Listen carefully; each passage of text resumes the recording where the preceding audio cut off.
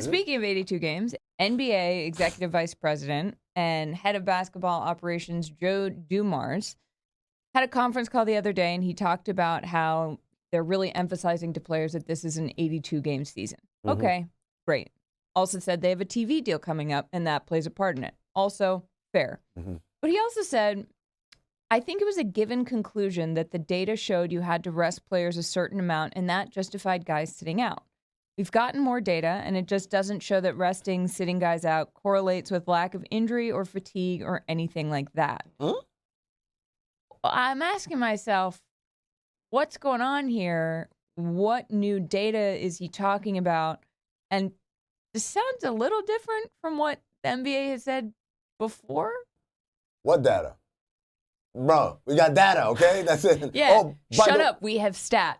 Look, I'm all for information giving us more context and able to make better decisions, right? Yeah.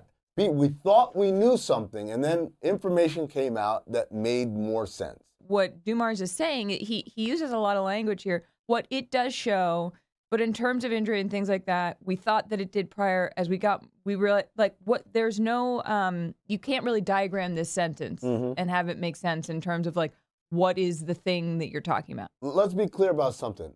There is a very real economic financial argument to emphasize an 82-game season. I'm actually in favor of it. Yeah. Years and years ago, Charlotte, when San Antonio Spurs sat Tony Parker, Manu Ginobili, and Tim Duncan, they didn't even sit him for a national TV game in Miami. They put him on a plane and said, hey, we're going to Miami. You guys are just going back to San Antonio. You're going to chill at home, right? And everybody applauded and said, you can look it up on the jump. Everyone went crazy about how smart the Spurs are. They're ahead of everybody. They're so smart. And I said, we're in this danger zone where teams are accepting money. Personnel is accepting TV money for services rendered, and then not rendering those services and say, oh, what a genius way to make money without doing anything. Right. It's not genius. It's just taking advantage of a loophole in the system. But you can't say that it doesn't work, and we have data showing for it. Because I'm reading this from the Athletic write-up of this conference call with Joe Dumars. As recently as last February during All-Star Weekend, NBA Commissioner Adam Silver rejected the notion that star players were missing too many games. He said, quote, there is real medical data and scientific data about what's appropriate. Fast forward to September. Silver changes his tune saying, quote, frankly, the science is inconclusive.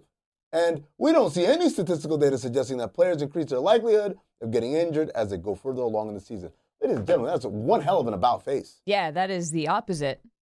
In the span of 7 months. Everything I've found is just why rest matters and why recovery is important. I think there's probably a middle ground there. Look at NFL players. They like go out there and then, I mean, there are all sorts of sketchy things people do to like keep athletes going. It's also part of the job. I would just love to see where this information about rest not being a thing came from. One last thing about this, by the way. When you talk about the data available, the teams are collecting data about their players. It's not just, hey, how many minutes did he play last night? And that's it. They have biometric devices. They're tracking load. They know what they're doing in the weight room. They know what they're doing on practice days, right? They're tracking a very holistic picture of each individual player in their organization. What's the league tracking? What kind of data do they have that's more comprehensive? Do they get the team's data? Hell no, the teams don't share that. You don't share that stuff. That's your personal data. You have no obligation to share it with the league. So where's the league getting its data from? Even if its conclusion is sound, the math is sound, it seems like it's based on incomplete data.